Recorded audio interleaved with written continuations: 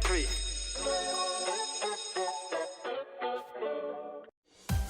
Jamaica, home of the resilient, passionate and hard-working.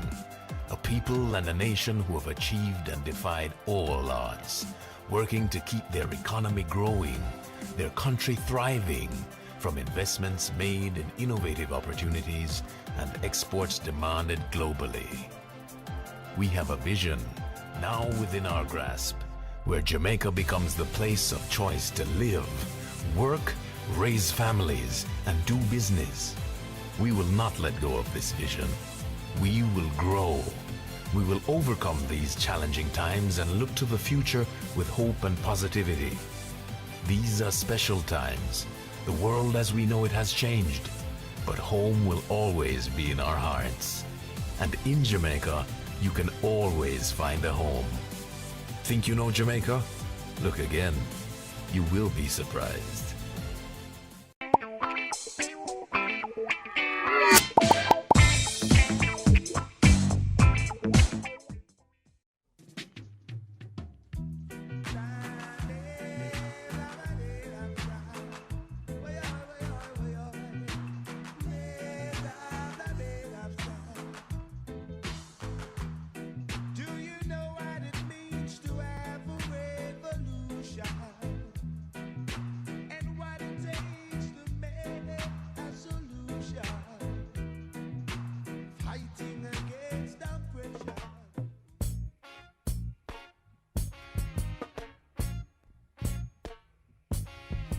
Until the philosophy which old one race superior and another inferior is finally and permanently discredited and abandoned. Everywhere is war. It's a war that until they're no longer first class and second class citizens of any nation, until the color of a man's skin is of no more significance than the color of his eyes. Miss a war, war in the east, war in the west, war up north, war down south, war, war, rumors of a war. And until that day, the African continent will not know peace. We Africans will fight, we find it necessary, and we know we shall win, as we are confident in the victory of good over evil, good over evil, yeah, good over evil. A revolutionary Democrat, controversial, driven by a mission to transform Jamaica into a just and democratic society. Donald Keith Duncan was from a generation of young black radicals who saw economic and social injustice in a post-colonial Jamaica. A graduate of Jamaica College and then McGill University, DK Duncan set himself on a path to radically alter the Jamaican social, political, and economic landscape. Working with Michael Manley and the People's National Party in the 70s, Duncan worked shoulder to shoulder with Jamaicans all across the country, night and day, and inspired a greater sense of self and self-reliance. With a fixity of purpose and a brave, unencumbered voice, he fought for human rights, and throughout his life, DK Duncan ignited many intense and uncomfortable conversations. In honor of his unyielding rebelliousness, let's reflect on some of his radical ideas that drove him passionately and remain critical to building Jamaica today. Good evening. I am Donna Duncan Scott, and welcome to DK Reflections and Reasonings. Stay with us.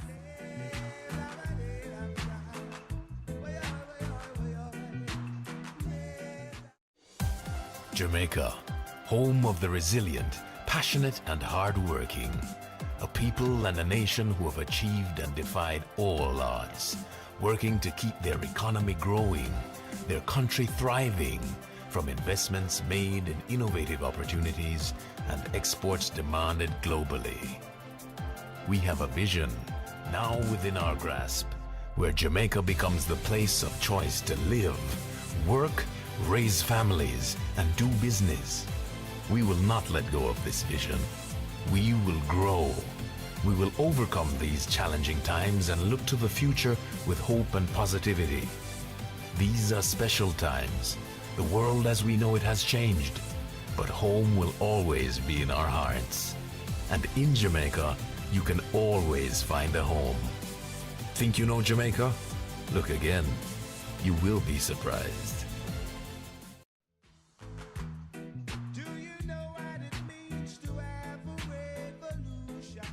The year was 1973, just 47 years ago, and the beautiful hotels of our country were essentially out of bounds to black people unless they were staff. That was the mindset. It took a visit to a New Kingston hotel by three revolutionaries, Dr. DK Duncan, Anthony Spalding, and Dudley Thompson, leaders in the People's National Party, to make the change. Each were decked out in their tams and the casual dress of ordinary Jamaicans. They entered the property and demanded equal treatment. This led to the liberation of all three properties on the Strip and ultimately all hotels across the island. It is to DK's credit that during his tenure as General Secretary of the PNP, he continued the program of liberating the traditional domain of the upper classes by holding meetings of the National Executive Council, that's the NEC, of the PNP in hotels all across the country. Black people now take a visit or even stay at these hotels and it's taken for granted. We should, however, never forget that it was only up to 1973 that our people were routinely harassed and treated like second-class citizens in these venues. But DK's activism did not start there. He was a member of the Black Power movement in his university days at McGill in Canada, and continued when he returned to Jamaica and worked with activists in the local movement, starting The Sufferer with its local newspaper and then joining the Abeng. In Brownstown, as the government dentist satisfying the requirements for his university scholarship, DK interacted with many, many people across the communities, including farmers. On learning about the injustice being meted out to them by the bauxite company, he mobilized with the farmers to fight, even laying down in front of the tractors when the company came to bulldoze their homes and their ancestral burial ground. The matter was fought both on the ground and in the courts, and with the support of Hugh Small, the lawyer he often called upon. Ultimately, the farmers and their families got compensation. Today in Jamaica, the need for this kind of fight continues. DK was not only a man of action, he was also an intellectual, marrying theory and practice in his public and personal life was how he lived and sought to move Jamaica forward. Today, we're joined by Professor Rupert Lewis, Marcus Garvey Scholar, and Dr. Maziki Thame of the Institute of Gender and Development Studies. Rupert, please share your perspective on DK. Thank you very much, Imani. You have presented a very succinct introduction to DK's activism in the Black Power era. And I wanted to frame my contribution within the years 1968 to 1983. 68, the period of the Walter Rodney ban, and 1983, the end of the Grenada Revolution. And in between those two historic events, DK Duncan was very active at the beginning of the Black Power movement and in the Grenada Revolution from 1979 to 1983. I therefore think it's important to frame his activism within a broad Caribbean context. Let's go back to 1968. 1968 is important because prior to going to the Black Writers Conference in Montreal, Walter Rodney had visited DK Duncan in Brownstown. And DK Duncan and his wife Joan entertained him. They spoke about a range of issues. Walter Rodney sharing his knowledge of Tanzania in particular and the agrarian reform then underway by President Julius Nyerere. DK shared his views on the movement in Jamaica and what he was doing in Brownstown. And this was part of Rodney's reasonings and groundings throughout Jamaica. I attended, Jerry Small I know attended the Brownstown reasoning. I attended the reasoning in Clarendon with Claudius Henry. So DK was part of an unfolding movement, grassroots movement in Jamaica. And so when Walter was banned, he was involved, as Arnold Bortram was, who was then on the Guild of Undergraduates of the University of West Indies, involved in the movement and the protest against the ban on Walter. Your introduction raises the racial question. The racial question was a global one in the United States, in the Caribbean, and the Abeng newspaper, which you spoke about, was an important instrument that provided the information for grassroots Jamaica. Now, the point about political education is that when you're seeking transformation, your organization has to be engaged in understanding the realities if you're going to change those circumstances. So Abeng functioned as a political instrument for understanding what was taking place in Jamaica. I want to move from Abeng to a look at 1970 Trinidad. And for me, the Trinidad Black Power Revolution had a big impact. And DK was connected because the Sir George Williams events where students were protesting racism at Sir George happened in Montreal.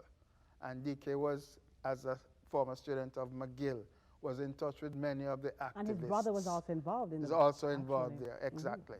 So the Trinidad movement now was significant in that I think it was the most impactful Black Power movement in the Caribbean. It got Eric Williams to literally take over the petroleum industry, because without that takeover, they would not have been able to provide the revenue for social and economic expenditure.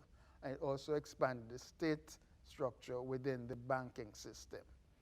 I want to move on to DK's role as General Secretary to point out that in the 1970s, this was a role that was more transformational and not only electoral. He was a master at the electoral mobilization, but it was the instrument through which transformation could take place.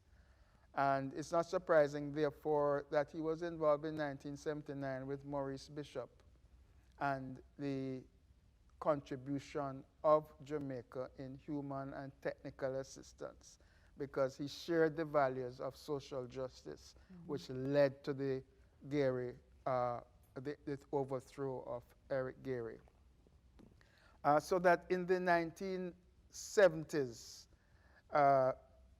DK Duncan was the most important figure in the left movement of the country. As General Secretary, he was somebody who was looked up to not only by the young people in the country within the People's National Party, but those of us outside in the Workers' Party of Jamaica. He was, I think, rose to a position of political strength, which in the context of the Cold War made him a target. A target for death, which he did not fear, and a target for propaganda that he was a communist, which he was not. I call him, and I think he described himself as a revolutionary Democrat. Exactly. And it is the mobilization of the constituencies of the urban poor, the working class, the rural poor, that he wanted to see represented in the People's National Party, which was a multi-class organization. To conclude, I think that the moment people looking what is the future, and I think there are two movements that I'd like to identify: Black Lives Matter movement in the United States and the hashtag SARS movement in Nigeria. And those two movements represent two important global constituencies.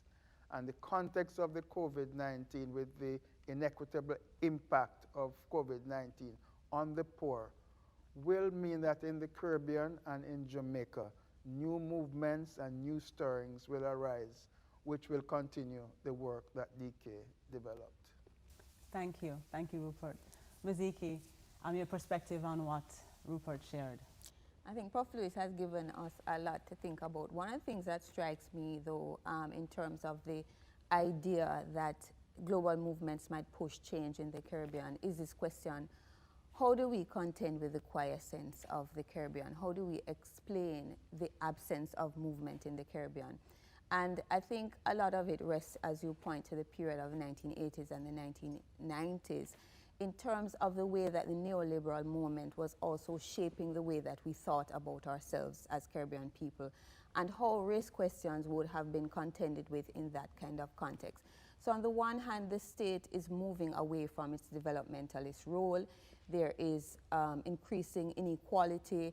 There is a way that political education is not taking shape in the way that it would have taken shape in the 1970s, especially through the music of the period. And I think political culture is very important to understanding how it is that we were framing ourselves as a generation growing up in what I would call a period of defeat, insofar as by 1983, the left is defeated throughout the Caribbean.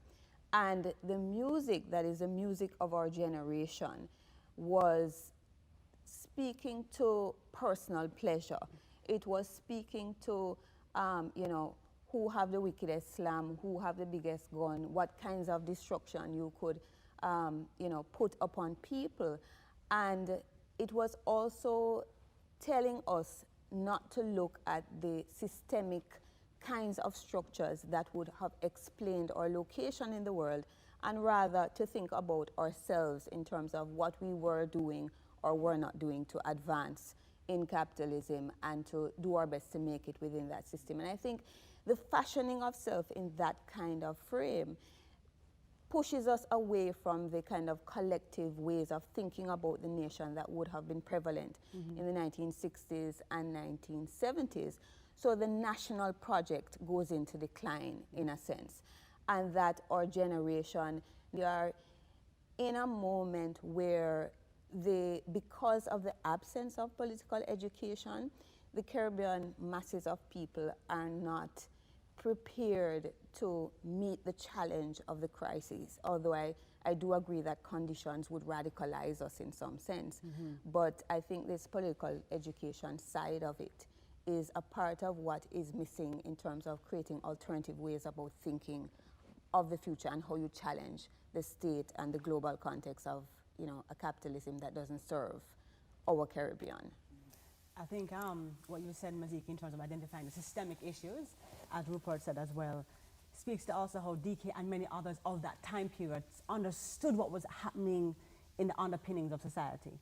And the difference, as you indicated, being that people were reading before, looking at theory, looking at systems, looking at what's happening across the world globally. Now, the context is different.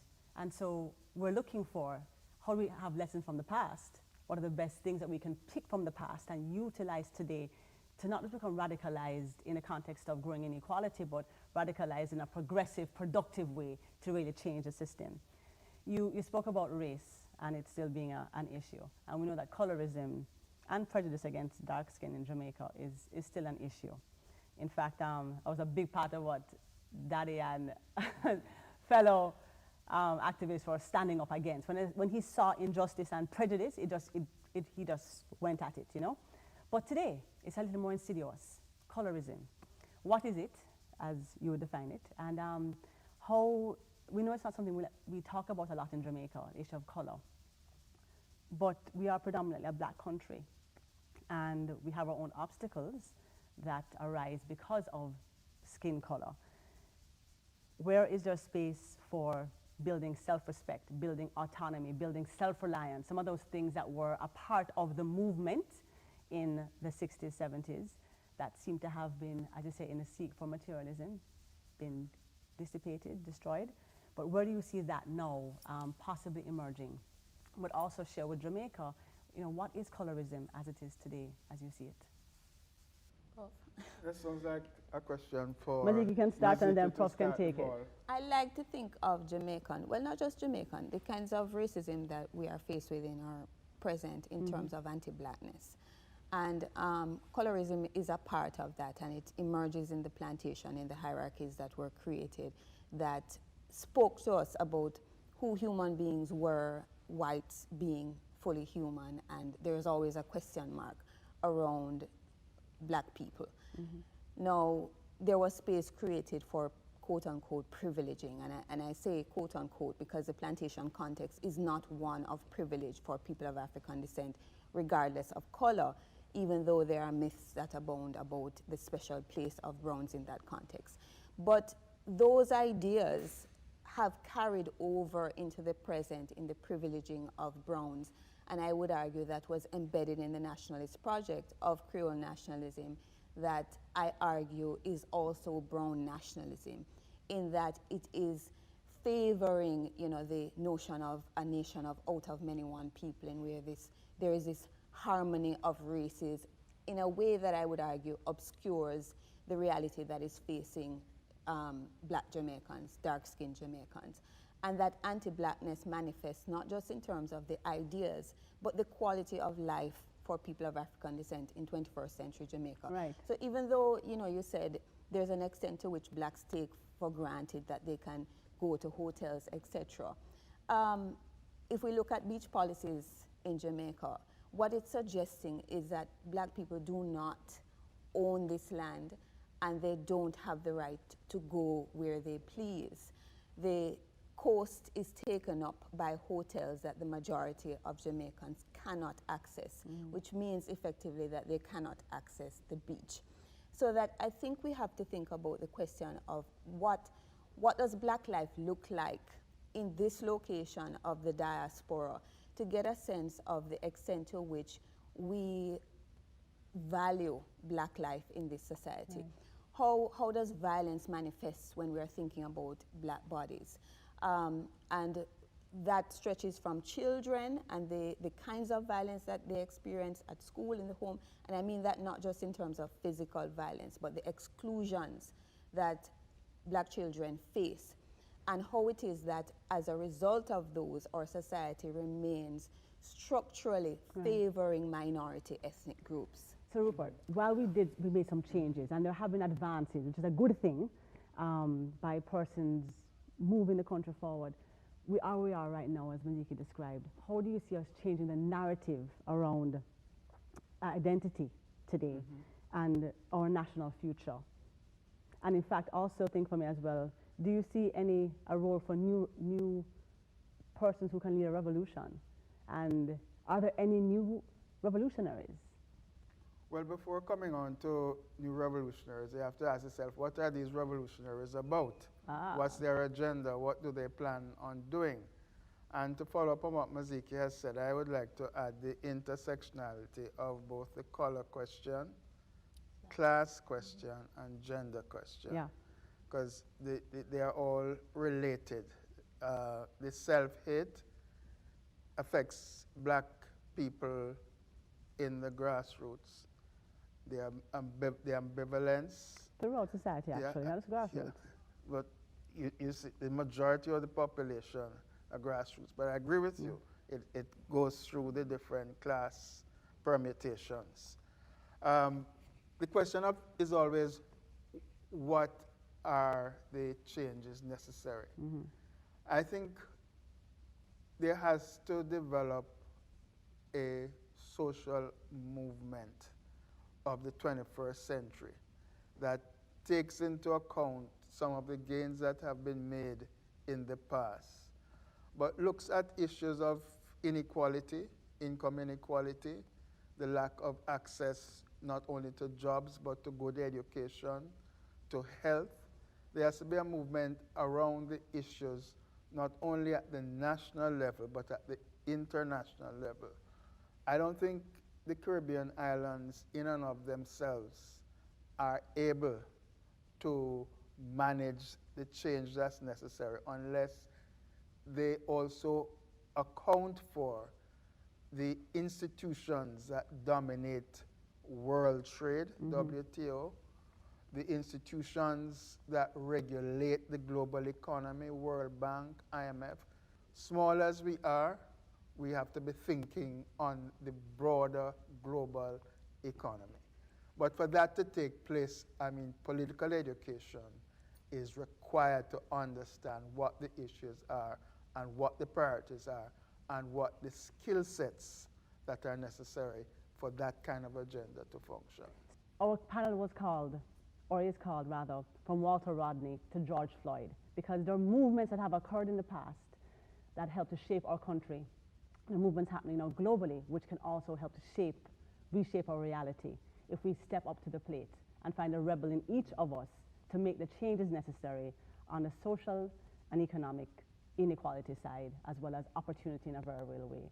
I hope that we don't leave it just to leaders who are elected, but each person taking a step to activate the rebel in themselves and make a change. Thank you very much for joining us today.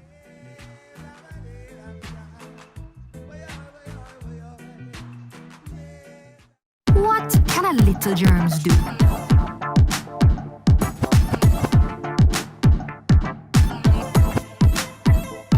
Pink eye running belly, even flu. Germs can make them happen to you. Put germs on our manners with these. Cover your mouth when you cough and sneeze. Always wash your hand with water and soap. Keep dirty hands from your eyes and your nose and your mouth. You don't want to be sick, take care. Practice every day, no germs round here. A message from the Ministry of Health. Health. Health. Health.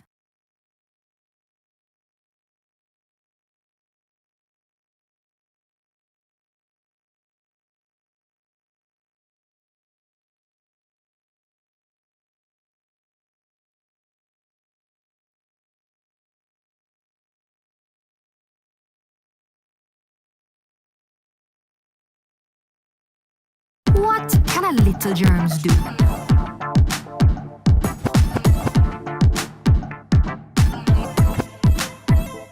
Pink eye running belly, even flu. Germs can make them happen to you.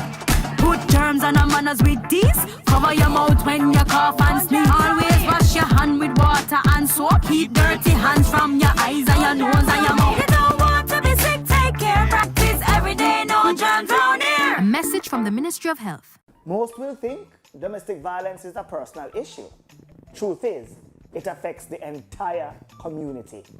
Educate yourself.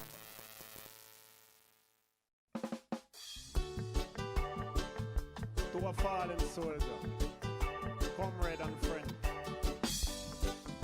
what good DK? My father born you, my father born you, my grandmama born you, my grandmama born you, I and I born you, I and I born you, my leader born you, my leader born you. That is why I know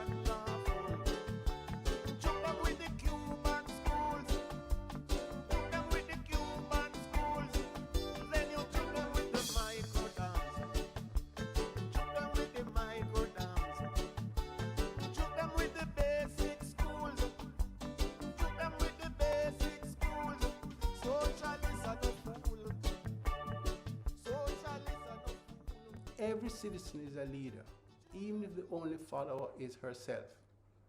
For leadership is the identification and analysis of problems, envisioning their solutions, taking the initiative, and committing to actions to resolve them. Leaders of families, of groups, of countries must mobilize their members around their visions to chart the paths to resolve the problems that they all face.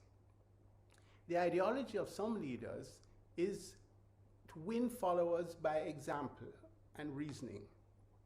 Here, confidence in what they believe and humility to respect the views of others combine to define democratic leadership. The movement for democracy is rooted in the struggles of our ancestors for freedom from slavery and servitude of all forms. Two famous victories were won when the colonial government was forced to concede universal adult suffrage in 1944 and political independence in 1962. In the middle of the 1970s, the movement turned its attention to economic democracy to support a kind of development that would be inclusive of Jamaicans from the working classes. DK was a principal and principled leader in this phase of the movement. He was more aware than most of the overwhelming local and international forces that were arrayed against the movement. But he felt that so long as there was a chance of gaining ground, the struggle was warranted. At the very least, the popular imagination would be opened to the possibilities of an inclusive development, and the lessons of the struggle would strengthen the movement in the future. Citizen DK led by example and reasoning. He learned from everyone with lessons to teach, and he was willing to teach anyone who wanted to know what he knew. He served as a catalyst for the Jamaican people to define the society of equal rights and justice that they wanted. He was a leader in the movement to widen and deepen democracy in Jamaica, beyond two-party elections every few years, to give voice to the majority of Jamaican people beyond the vote, to pressure the Jamaican state to prioritize the development of people over service in the interests of the propertied, and to enfranchise the propertyless. His work is unfinished, but it laid a firm platform for the next generation of citizens. This is an enduring legacy. R.I.P. DK. R.I.P. Deeks. R.I.P. Let's give love a try. Let Jah control your destiny. We owe it to ourselves, yes we do, to live happy eternally. Sweet life is what we've been searching for. Love is what we're looking for.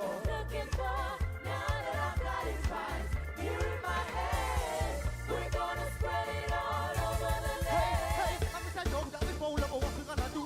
Spread that little joy and the love to me and you. Know that we found love, what we gonna do? We gonna take it and spread it all over the world. You've got to forgive and forget.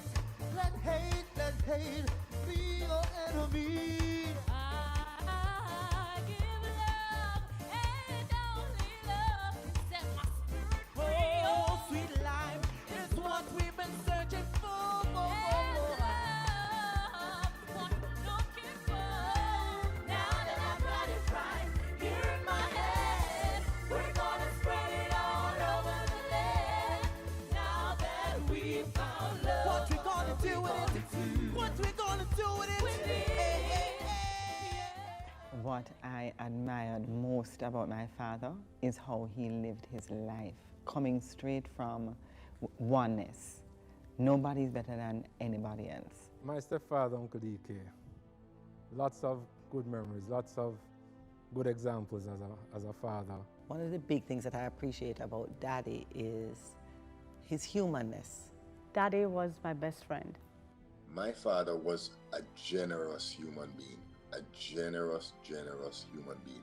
He always was there when I was in medical school. Any problems I had, he was always there. He never left me alone. I have a profound respect for Daddy's belief in and commitment to the fight for the right of every man to a seat at the table. You know, my greatest memories of my stepfather was his passion and the conversations. He was first and foremost a reader and a thinker. I'm very grateful for him as that family man who made sure, as a stepson, I never felt like somebody that was neglected. If there was somebody that had a need, he would want to meet that need, regardless of what was happening with him. He was a giant of a man. He chose to be powerfully different. He was somebody that I spoke to almost every single day of my life, literally. When I was at my lowest moment, he was always there. He even cried when I had a very emotional moment. He was loving, very loving, but showed his love in different ways. You know, you're not the huggy-feely, huggy kind of guy. More of action, support, got your back. I remember once when my son Craig was actually sick, I was at the hospital, and he'd rally all the troops, the family, the close family, to be at the hospital. He was there for me every day. He was loyal, very loyal. We shared a passion for Jamaica and a passion for people. I don't know how he managed to find so much time in the day to be there, so active in the politics, and at the same time be there for so much family members. The relationship that he had with my husband was precious. I really appreciated him for that. Generous and kind to a fault. He would give the shirt off his back. I think he just wanted to ensure that I was always exposed from an early age to understand the struggles of all Jamaican people and to be able to interact and to be able to empathize with all Jamaican people. You know, you taught me that there's always a way to figure it out, and whenever life just throws it down, there's always a plan B and a plan C. I found him was always very, very kind to me growing up. He was very caring, very family-oriented. He was so accepting of his in-laws and his children's partners. He accepted them for who they are. He could have been a wealthy man if he had chosen that road, but he didn't choose that. He didn't choose that. He chose to fight for his people, for the average Jamaican citizen, to make a better life for them. He fought for what he fought for in the politics, which is social justice and economic justice. There's no one that could point to any corrupt practices around my father. The guy was just totally honest and above board. We have a very special blended family. And a lot of what we have today is because of the effort of DK Duncan, the leadership of DK Duncan. I'm going to have the experience of working with him in the politics, and that has been delicious.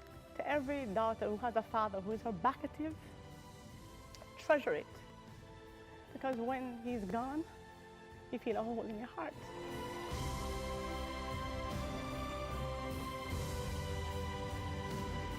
I have to admire my father for the mental strength and the fortitude that this man had to fight through adversity. Always wanted to make sure that people were okay. He really was exceptional in that way, in the ability to simplify complex things so that everybody could understand it and relate it to their lives. DK Duncan has made the Duncan name a brand. He always wanted to make sure everybody was always happy. Unmoved by the opinions of the crowds, DK always stood in his truth. And every single memory and every single lesson that he taught you lives in you and will manifest the beauty of what he lived and the beauty of what he taught you. And that was Daddy for me. He always made sure he was always with his granddaughter. Always attended every tennis tournament, every dance competition.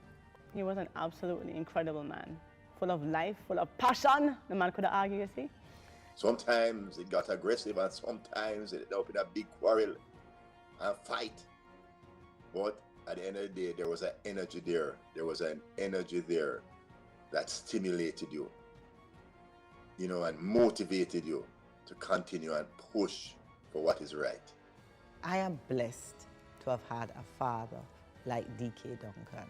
I stand on really, really powerful shoulders of my father.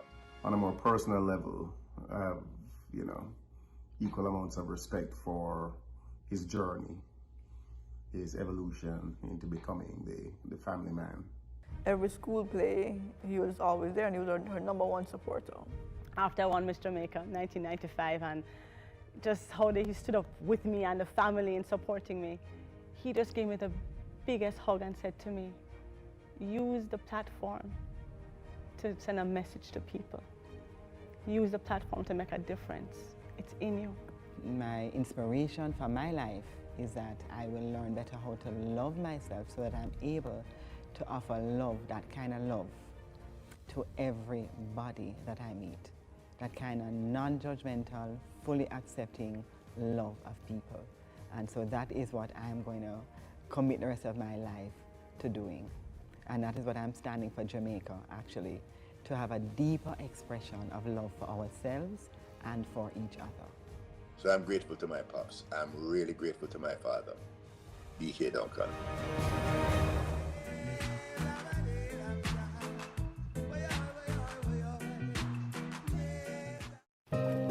What if they knew that you abused her, her family? Mr. Jones.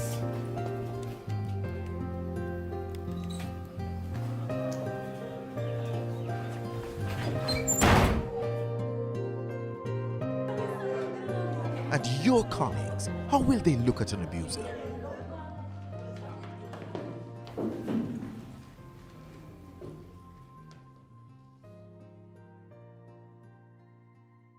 When the law comes knocking, you'll have nowhere to run. Mr. Brown, you're under arrest. Please get up, hands behind your head and interlock your fingers. Turn your back on abusers. Report gender-based violence to the police. There's no excuse for abuse. Call the Bureau of Gender Affairs at 876-754-8577. Whether you're a smart farmer, street vendor, big investor, every entrepreneur, you got to wise up about your money. You have to make sure say your money secure. When you need to grow, you have access to more. Financial inclusion means that individuals and businesses have access to useful and affordable financial products and services that meet their needs. Access to more money, more credit, whatever your business needs. When you work hard for your money must work for you. This is our home, Jamaica, and tourism is the lifeblood of our country. Let's all feel good again. Whether with family or friends, we want you to enjoy your staycation. We have to ensure that they are comfortable, they feel well protected. New standards are in place to ensure your safety. We are here to serve you better, so you can have the best experience. Come out and rediscover Jamaica. We are ready. We are ready. We are ready. Rediscover Jamaica. Heartbeat of the world.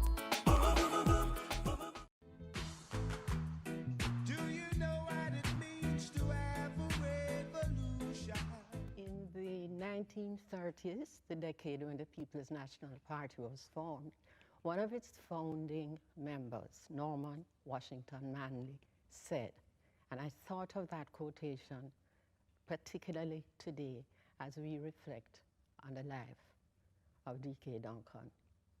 It goes like this.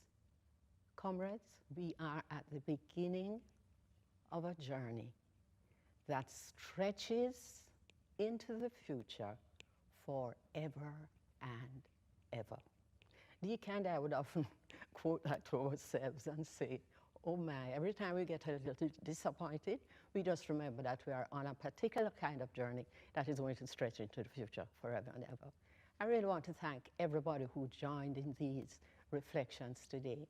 And in particular, I want to say thank you to those who are willing to open up their hearts, open up themselves to a different way of thinking as we take on this step of the journey. What do I mean by that? What is it that we are willing to do so that the legacy of a DK Duncan remains alive? Because it's in the doing. We have to do something. We can think about something, yes, but in the end, we have to practice and do something. For example, the People's National Party at 82 years old is in a state that we're not happy with, but we know it's also to do with the journey. And the good news is that Phoenix-like, we can rise from the so-called ashes and become the great party that we know we are, because that's what we are. If you look at all the fundamental things that have happened in this country, and you take a non-tribal look at it, you will recognize that the fundamental steps that have been taken by the People's National Party have pushed us further along the journey. So for the individual members, I would suggest that in keeping with what we would like to see continue in terms of DK's legacy, because of all the sacrifices he made to serve us, and I stress the word serve, no matter what. If he had to take a few steps back, he would take it knowing he was going to come forward again. There were many, many sacrifices taken and many consequences for some of the decisions that DK and his generation, I should say my generation, made in order to make the PNP what it is today. But the first thing I think is we should take a look at who we are as individual members of the party. So instead of blaming somebody else, look at yourself and say, what could I do differently at this stage of journey? What could I do that is even more extraordinary than anything else I've done at this stage of the journey? What can I commit to? And commit is a very serious word. DK was committed to the struggle for social justice, for human rights, for self-reliance, to see the marginalized people of Jamaica, who also happen to be the poor black people, have the rights to a house, the rights to eat, know that they have a right to have a sound education, the basic necessities of life was not a gift to be given to them by anyone, but that they themselves know deep down in their souls that this is a human right, a basic human right. What are you as an individual willing to do about that? And then we move from the individual to the personal relationships, to the community, to the country. Who knows, if you have a big enough idea, you can move to the world. I don't think there's anybody in Jamaica today. I would say most people in Jamaica today could not be happy with the way things are working out for us. You can't be happy knowing that just down the road there are people walking up and down with guns, the crime rate is high, all the negatives you can think about. But as Orlando Patterson says, he got our highest award in the Heroes Day parade this year. He calls it a confounding society, because on the one hand, as a small nation, we do extraordinary things. And then on the other hand, we do some things that we are not proud of. So coming out of today's thoughtful session, a session that was organized by family members, headed by Imani, and supported by her siblings and the extended family. What DK has left with me is I need to wake up again, wake up and do something. Instead of just saying, oh, I'm getting old, whatever, I'm going to now start something new, something different. And that is what he has awakened, not only in me, but I know in many, many people. DK is here, he's in my heart. And although the wedding vows say until death do us part, we have not parted, because he's with me all the time, a very strong spirit. And although he went the way that he went, the COVID way, which is just literally walking out of my life into nothingness, not seeing him again, not doing for him all the things he had done for so many people who were in hospital for one reason or another, staying with you until everything was organized, whether you were a wife, or ex-wife, a child, a friend. You weren't able to do that for him. And that's the part that really hurts.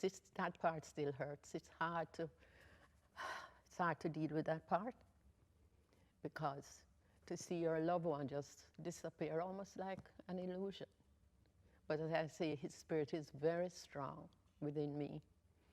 And if he were here today, he would continue to do what he never stopped doing up to his last working day.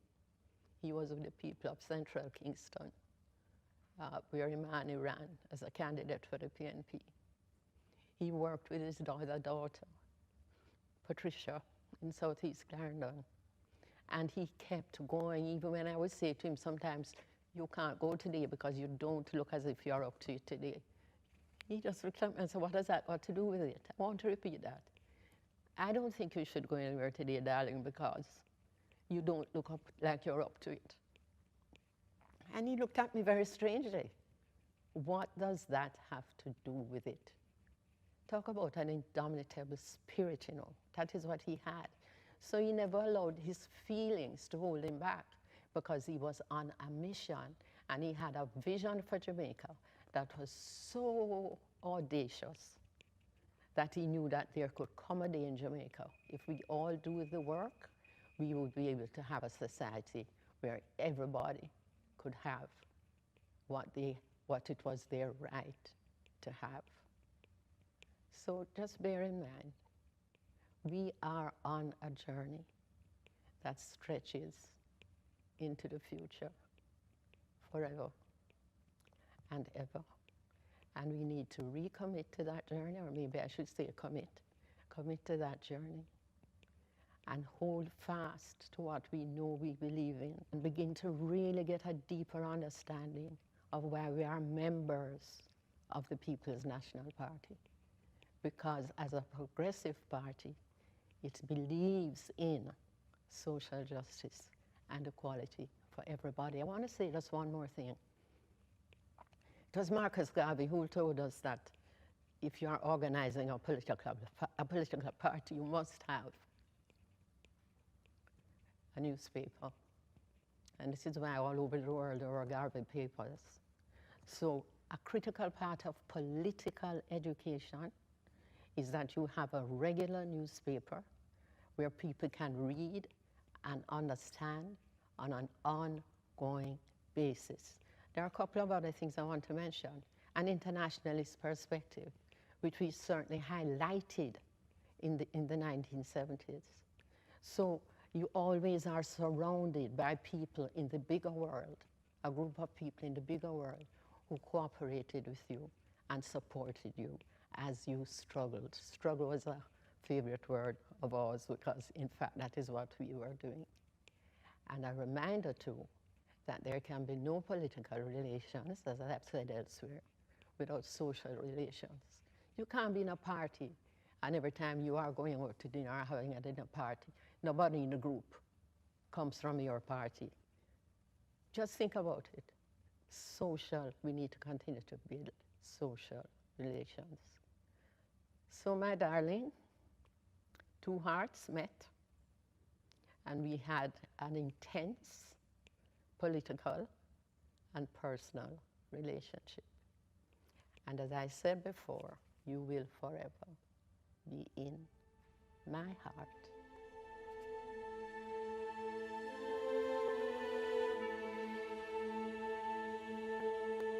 The people's flag is deepest red.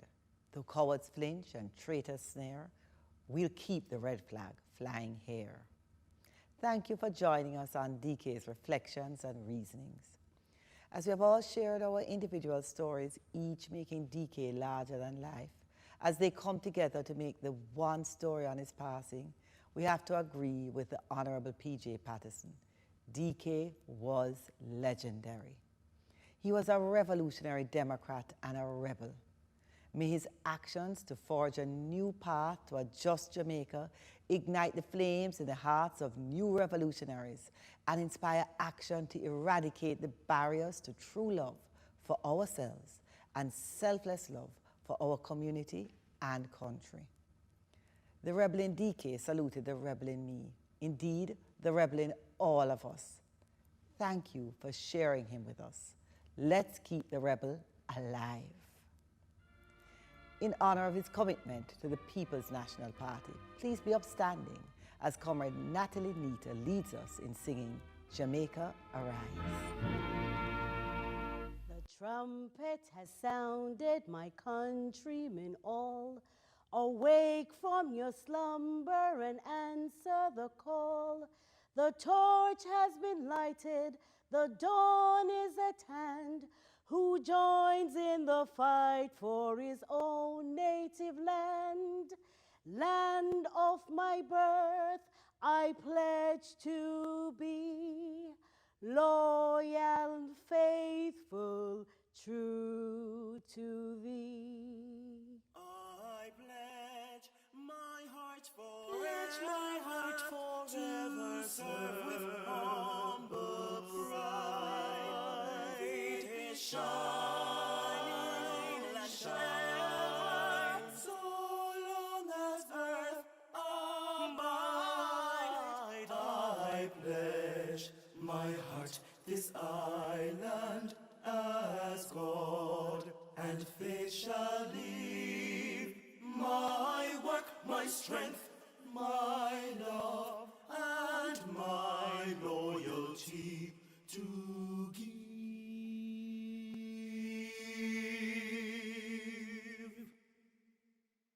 Oh, green, I love the Indies.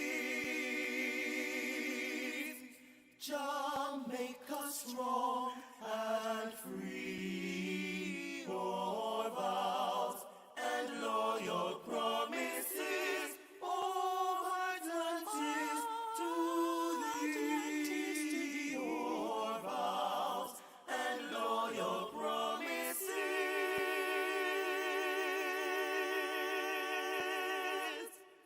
oh, heart and tears to